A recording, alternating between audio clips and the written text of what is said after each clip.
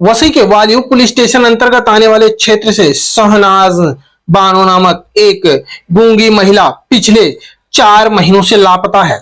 आपको बता दें कि 25 अप्रैल 2023 को शहनाज का निकाह मोहम्मद इद्रीस खान से हुआ था।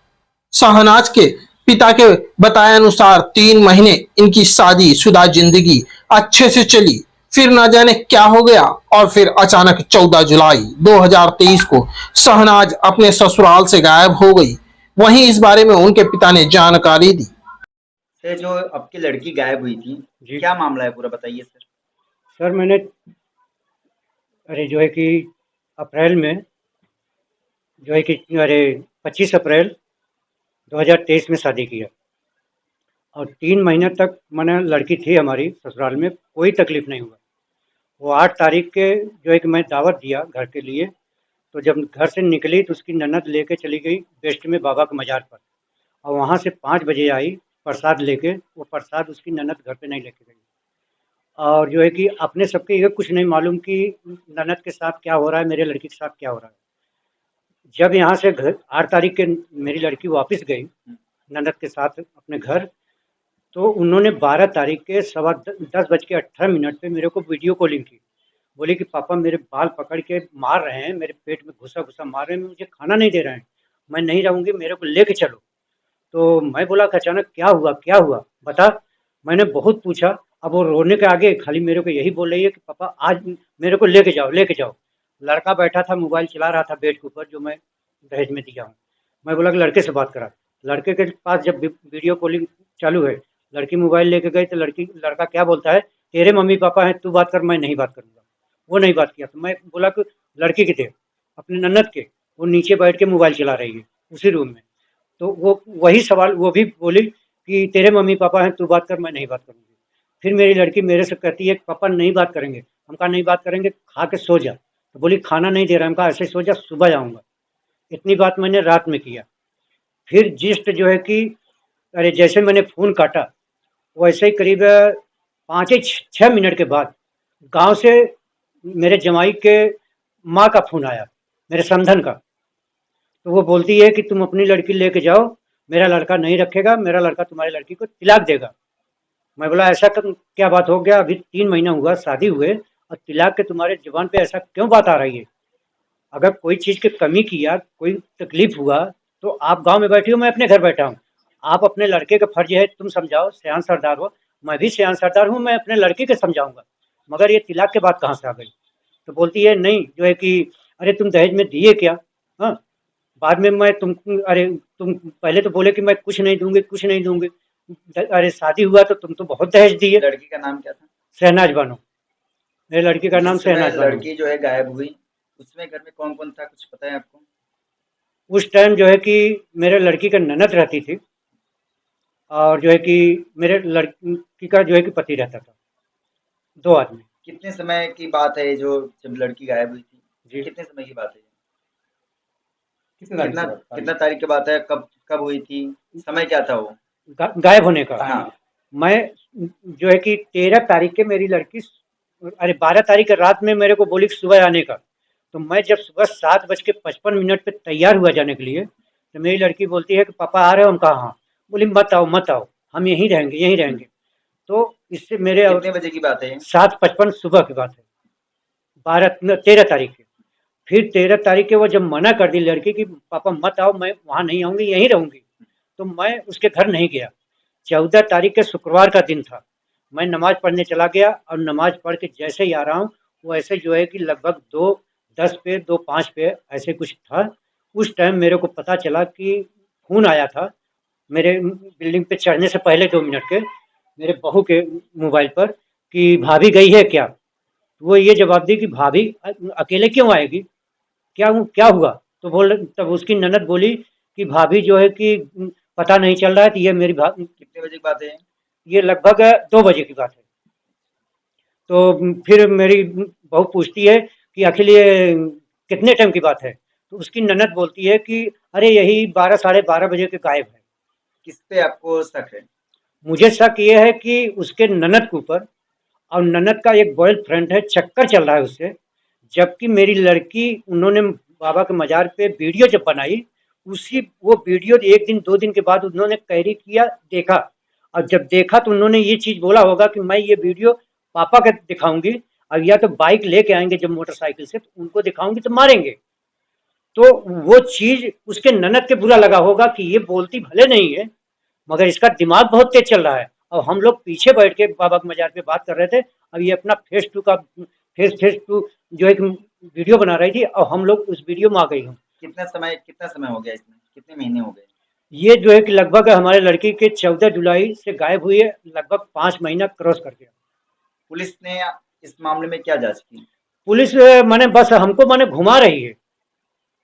मैं जब बोला कि सर ये सीसी कैमरा चेक किए, वो सीसी कैमरा चेक किए, तो पुलिस क्या बोलते हैं कि मैं अपने हिसाब से चेक कर रहा हूँ ना, तुमको क्या समझ में आएगा कि मैं क्या कर रहा हूँ क्या नहीं कर रहा हूँ। मैंने जांच पूरी कर रहा हूँ। तो जांच पूरी कर रहे हो तो मैं पुलिस वाले से यही सवाल पूछता हूँ कि सर 5 महीना तो हो गया, आप ऐसे करके कितने दिन तक जांच करेंगे? क्या अभी तक आपको कोई भी ऐसे बात बताई कि जहाँ पे जाँच पहुँची है, इस तरह जाँच हो रही है, कुछ भी आपको बताया गया पुलिस स्टेशन से? बस वो लोग यही कह रहे हैं कि हमारी जांच चालू है, हमने जांच कर रहा हूँ, उसके आगे आपको कोई भी जवाब नहीं कोई दिया? जवाब नहीं देते हैं। मैंने यहाँ तक कि जब एफआईआर करने के लिए बोला कि सर आप जांच कर रहे हैं, क्या कर रहे हैं, उससे मेरे को तसल्ली नहीं हो रही है। आपने एफआईआर लीजिए, उसके जिसके ऊपर शक है, मेरे को शक है कि चलो ठीक है, मेरा जमाई 9 बजे काम पे निकल जाता है, 10 साढ़े 10 बजे रात घर पे आता है। अब इसकी बहन हमारे लड़की की शादी से पहले वो काफी दिन से वो अकेले घर में रहती है। दहेज में आपने कितने रकम का दिया था आपने दहेज? जी, दहेज में लड़की के लगभग चांदी और सोने का दोनों मिला के 1 लाख का जेवर दिया हूँ, और लगभग दहेज में कुल मैं सब 2,40,000 का सामान दिया हूँ, बेड दिया हूँ, अलमारी दिया हूँ, सोफा सेट दिया हूँ, बर्तन मैंने घड़ी दिया हूँ, सोने का एक अंगूठी दिया हूँ जो है कि करीब 65,000 का बनवाया था, और चांदी का अंगूठी मैंने जो है कि टोटल मिला के 2 ढाई लाख 3 लाख तक मैंने एग्जैक्ट। एग्जेक्ट कर दिया हूँ। और पहले मैंने क्या बोला था, कुछ नहीं दूंगा, हमारे पास कुछ है नहीं भाई, मेरा काम छूटा है, लॉकडाउन से मैं बैठा हूँ, मेरे हाथ में फ्रैक्चर हुआ है। तो वो लोग ये सोचे कि सही बात हो सकता है इनके भाई। अंदर आयुक्तालय कमिश्नर साहब से क्या गुहार लगाना चाहेंगे कि आपकी लड़की अभी तक मिली नहीं है? हम यही गुहार लगाना चाहते हैं सर कि हमारी लड़की कहीं से भी पुलिस हमारी मदद करे कि हमारी लड़की हमारे हवाले कर दे।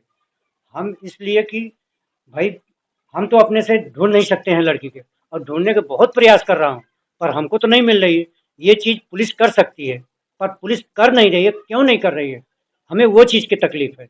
अगर पुलिस चाह ले तो हमारी लड़की आज 5 महीना हो गया, 5 महीने में क्या वाली पुलिस स्टेशन या मीरा भयंदर या डीसीपी या कोई भी कमिश्नर, हर जगह मैंने लेटर दिया, ऐसा कोई लेटर नहीं है कि जो लेटर कहीं न दिया हो, आपकी कहीं से भी सुनवाई नहीं? कहीं से सुनवाई नहीं हुआ।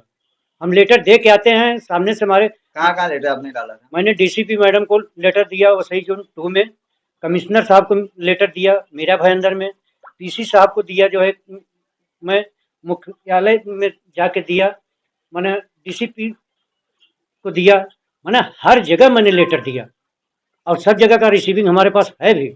मगर यही होता है कि ठीक है हम जांच कर रहे हैं, हमारे आने के बाद जांच हो रहा है कि नहीं हो रहा है, वो पुलिस क्या कर रही है। हमको सिर्फ न्याय चाहिए कि हमारी लड़की चाहिए, जो खतावार हो, जो गुनहगार हो, उनको सजा देने का पुलिस का काम है।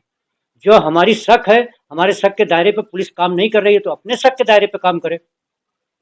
हम ये नहीं कह रहा हूँ कि हमारे कहने पे कुछ करे, हम तो हमारी केस पुलिस देख रही है, तो पुलिस के मतलब ये है कि अपराधी कौन है उसका। अब दूसरी चीज ये कि लड़की हमारी ससुराल से गायब हुई है, तो हम तो ससुराल वाले की ही आरोपी समझेंगे। आज लड़की ससुराल से गायब हुई है तो इसका जिम्मेदार ससुराल वाले ही हैं। वहीं शहनाज के लापता होने का मुद्दा समाज सेवक अरुण श्रीवास्तव के पास आया, जिस पर श्रीवास्तव द्वारा इस दुखियारे पिता की मदद की जा रही है। क्या मामला है पूरा? मैं आपको पूरी बात बताना चाहता हूँ, शुरू से जब से मेरे पास आए हुए। ये मेरे पास जब आए तो कुछ सितंबर का महीना, 25 सितंबर की बात है। तो मेरे पास आए तो मैं गया पुलिस स्टेशन में गया, वहाँ पे पुलिस स्टेशन गया तो जो सवाल हमने उनसे किया, बातचीत की, उन्होंने दिखाया कि हमने यहाँ गए, वहाँ गए, ऐसा गए, वैसे गए। पहला तो कैसा 1.5 से 2 महीने के पहले अंतराल में जो शुरुआती जाँच होती है, शुरुआती जाँच कुछ हुआ ही नहीं। शुरुआती जैसे कि सीसीटीवी 1 किलोमीटर के दायरे में शुरुआती मतलब फुटेज चेक करना, और भी ये लोगों का आसपास में पूछताछ करना, ये सब चीज़ें कुछ हुआ नहीं था। 1.5 महीने तक कुछ भी नहीं हुआ। 1.5 महीने 2 महीने लगभग बीत जाने के बाद जब ये मेरे पास आए, तो मेरे पास आने के बाद मैंने उनसे पूछा, बोला कि सब निकाला है क्या, सीडीआर वगैरह निकाला? बोले नहीं, सीडीआर वगैरह हमको नहीं पता है। बोला ठीक है, चलो मैं चलता हूँ, बात करता हूँ। वहाँ पे एपीआई नरोटे साहब से मिला। एपीआई नरोटे साहब से मैंने एक ही चीज़ पूछा उनसे कि सर सीडीआर निकला क्या? बोलते नहीं, सीडीआर नहीं निकला है, मैंने सीडीआर ले दिया हूँ। बोला आपने किसका किसका सीडीआर निकाले? बोलते हैं कि उसका लड़की, इनकी लड़की का, इनके वाइफ का। तो बोला वो कहाँ से उन आरोपी हो सकते हैं? आपके निगम में क्या उनको आरोपी मानते हैं? तो बोलते नहीं। तो मैं बोला ऐसे ही, मतलब तो मैं बोला कि एक काम करिए, आप 5 लोगों का निकालिए सीडीआर। पहला सीडीआर निकालिए उसके हस्बैंड का, लड़की के। दूसरा सीडीआर निकालिए लड़की की ननद का, इसकी उनकी लड़की की ननद का। तीसरा सीडीआर उनकी सास का। चौथा सीडीआर उनके जो देवर पहले रहता था यहाँ पे उसका। पांचवा सीडीआर जो है आप निकालिए उसके ननद के जो बॉयफ्रेंड उसका। पांचों का सीडीआर निकाला के, पांचों का सीडीआर निकालने के बाद जांच शुरू हुआ। जांच शुरू होने के बाद हमने जांच में पहला ही एंगल मैंने ये पाया कि 14 तारीख को जिस दिन लड़की गायब थी, उस दिन जो है, जो लड़की का बॉयफ्रेंड था वो छुट्टी पे था। उसने बताया कि रजिस्टर में जो एंट्री हुई है वो वहाँ पे जॉब पे है, और जो इस पे फिंगर लगता है उसमें वहाँ पे फिंगर नहीं लगा हुआ है। तो बोले फिंगर नहीं लगा है, तो वही पुलिस वाले बोलते हैं कि हो सकता है कि मतलब कि फिंगर नहीं लगा, कभी फिंगर काम नहीं करता होगा। बोला ठीक है। फिर मैंने बोला ठीक है, काम करिए आप, सीडीआर निकालिए अच्छी तरह से, जांच कीजिए, बताइए मुझे। 15-20 दिन बीत जाने के बाद, करीब लगभग 1 महीने बीत जाने के बाद हमने लेटर डाला। लगभग 1 महीने के बाद हमने लेटर डाला। लेटर डालने के बाद मैंने ये लेटर डाला कि मुझे उन लोगों से जांच करना है या तो एफआईआर करिए, नहीं तो मैं अनशन में बैठूंगा। इस बात को लेकर के वाले पुलिस स्टेशन से जो एपीआई नरोटे साहब मुझे बोले कि आप आ जाइए, मैं अभी लड़की गांव में है, आती में लड़की पहली बात तो जो थी जिसके ऊपर हमको डाउट था, वो बिना बताए पुलिस को चली गई गांव, सकीना।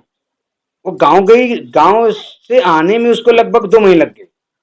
कभी बोलती मेरा तबीयत खराब है, यहाँ से लगा, कभी यहाँ, मतलब वो पुलिस को घुमा रही है। सकीना पूरी तरह से पुलिस को घुमाई, और पुलिस ऐसी चक्कर में घूम रही थी, ऐसी चक्कर में घूम रही थी कि पूछे मत। और चक्कर में जब मैंने वाले पुलिस को बोला, अरे वो बोल रहे मेरी तबीयत खराब है ना, आप एक काम करिए ना, जीजे हॉस्पिटल चले जाइए, सरकारी हॉस्पिटल सबसे बड़ा है, अप्रूवल ले लीजिए वहां के डॉक्टर से कि इसको टीबी हुआ है, इसको क्या बीमारी हुई है। फिर जाकर के पुलिस ने सख्ती से पेश आए उससे। फिर मुझे बोले कि आप आ जाइए, आप जो भी पूछताछ करना चाहते हैं आप। मैंने एप्लीकेशन डाला था ऊपर तक कि हमें भी पूछताछ करना है। तो हमने पूछताछ में हमने क्या देखा कि पहले दिन हमने बुधवार को, इसी बुधवार को मैंने पहले दिन हमने देखे सकीना से मेरा पूछताछ हुआ। सकीना ने बोले कि हम जो है स्टेशन पे आए, स्टेशन से हम दरगाह गए 8 जुलाई को 2023 को। 8 जुलाई 2023 को हम यहाँ से गए दरगाह, दरगाह से फिर यहाँ आए, यहाँ से आने के बाद फिर घर पे गए। सकीना जो हमसे बातें बताई, वो बातें भी डाउट है, क्योंकि सकीना से जब मैंने पूछा कि आप दिन भर में कितनी बार बात करती थी उससे, अपने बॉयफ्रेंड से, तो बोलती थी कि मैं दिन भर में 5 बार 10 बार। और वही सेम चीज सेकंड डे उसका जो बॉयफ्रेंड है वही भी बोल रहा है, वही 5 से 10 बार। मैंने सकीना से पूछा तो वो भी बोलती है 1000 से 1200 बार महीने दिन में पूरे, मतलब जब से हमारा उनका प्यार हुआ, यानी कि जब उनका प्यार हुआ, हमने डेट पूछ रहा हूँ तो डेट नहीं बता पा रहे सकीना।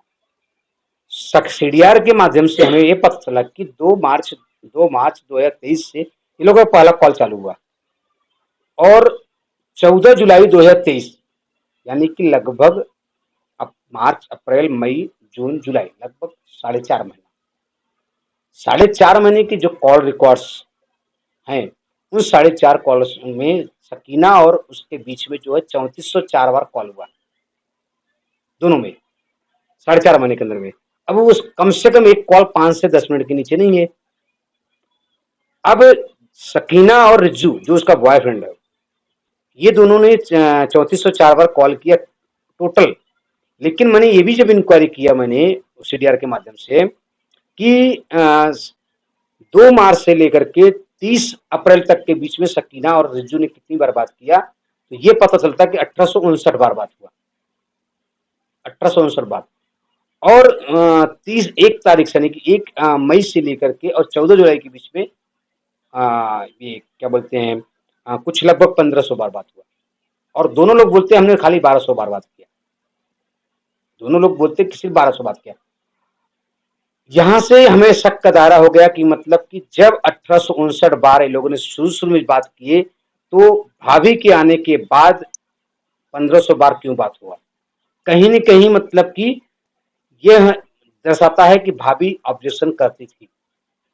मतलब कि शहनाज जो इनकी लड़की है, वो ऑब्जेक्शन करती थी कि कहीं न कहीं मतलब कि लड़की जो है, उनको भाभी को उनको बुरा लगता था कि मेरी जो है ननद जो दूसरे किसी से अगर बात करती है, तो ये गलत काम करती है, कहीं न कहीं उसको बुरा लगा, इसकी वजह से वो भी विरोध करती होगी। और उसका अगर आप फ़ोटो देखेंगे जब दरगाह का, उस दरगाह के वीडियो में वो गुस्से में दिख रही है। अंदर ऐसे लगता है जैसे गुस्सा है, वो वीडियो अंदर में।